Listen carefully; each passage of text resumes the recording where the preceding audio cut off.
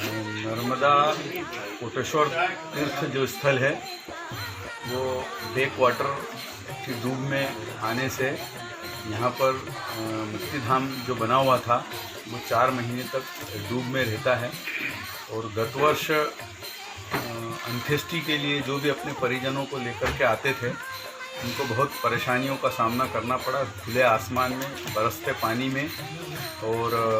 अंत्येष्टि करके जाना पड़ा। तो गत वर्ष ही घाट निर्माण समिति ने ये निर्णय ले लिया था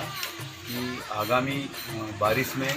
नवीन एक मुक्तिधाम का निर्माण सर्व सुविधा युक्त होना चाहिए, और उसी परिप्रेक्ष्य में आज ये बैठक रखी गई है। और समिति की योजना ये है कि जिस प्रकार से कोटेश्वर तीर्थ में जो मुक्तिधाम सर्व सुविधा युक्त जन सहयोग से बना है और जो सुविधाएं यहाँ पर उपलब्ध कराई जा रही है उसी प्रकार की सुविधाएं डूब क्षेत्र से बाहर ग्राम कोठड़ा जो 139 मीटर की डूब से बाहर है वहाँ पर एक नवीन मुक्तिधाम का निर्माण कार्य किया जाए। इस बाबत समस्त दानदाताओं की, नर्मदा भक्तों की आज बैठक रखी गई, और इस बैठक में सर्वानुमति से ये तय किया गया कि सर्व सुविधा युक्त एक मुक्तिधाम का निर्माण डूब क्षेत्र से बाहर होना चाहिए, जन सहयोग से हो रहा है। और विभिन्न गांवों से जो भी भक्त आए थे उन्होंने जो योजना रखी थी, समिति ने 15 लाख रुपए लगभग उस पर अनुमानित व्यय है, और उस 15 लाख के दान या जन सहयोग देने का संकल्प लिया है। और 15 जुलाई तक ये राशि एकत्रित कर ली जाएगी, और निर्माण का कार्य जो प्रारंभिक रूप से टीन शेड वहाँ पर जो बनाना तय हुआ था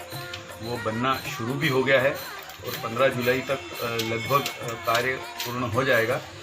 और वहाँ पर जो 140 मीटर की डूब तक का कार्य, 140 मीटर तक की डूब भी आती है तो वो जो मुक्तिधाम बन रहा है वो प्रभावित नहीं होगा, और अब लोगों को पुराने मुक्तिधाम जैसी सब सुविधाएं यहाँ पर भी मिलने जाएगी। लोगों से क्या सहयोग चाहते हैं? लोगों से समिति ने सभी दानदाताओं के सामने अपनी योजना रखी कि चूँकि पूर्व में भी बहुत सारा दान घाट निर्माण के लिए, राजघाट निर्माण के लिए, मुक्तिधाम निर्माण के लिए क्षेत्र के लोगों ने बढ़ चढ़ करके सहयोग दिया, और अब इस डूब के कारण एक बार पुनः दानदाताओं को दान देना पड़ेगा, तो किसी को बहुत ज़्यादा भी दान नहीं देना पड़े, इसलिए समिति ने एक छोटा सा दान 1100 रुपये की राशि तय की है, और प्रत्येक गांव को लक्ष्य दिए है 20-20, 25-25 सदस्य बनाने के। और समस्त जो हमारे इस क्षेत्र के लगभग 25-26 गाँवों से पाटीदार बंधु और अन्य समाज के लोग उपस्थित हुए थे,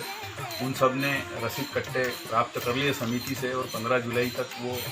यहाँ पर जमा कर देंगे।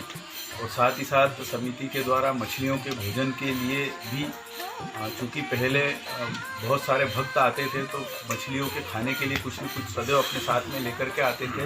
लेकिन ये लॉकडाउन और डूब के कारण मछलियों के भोजन की बड़ी दिक्कत हो गई थी। तो समिति ने 8 मई से मछलियों के भोजन के लिए भी 1 बोरी परमल यहाँ पर मछलियों के लिए पानी में डालना प्रारंभ कर दिया है, और तब से 8 मई से लगा करके अभी तक अनवरत 1 बोरी परमल जो है नर्मदा में रोज़ प्रवाहित किया जाता है। और जब भी अंत्येष्टि के लिए परिजन को लेकर के आते हैं और जब उनसे हमारे वहाँ के व्यवस्थापक अनुरोध करते हैं तो वो 1 बोरी परमल की राशि स्वेच्छा से दान में सहर्ष दे देते हैं।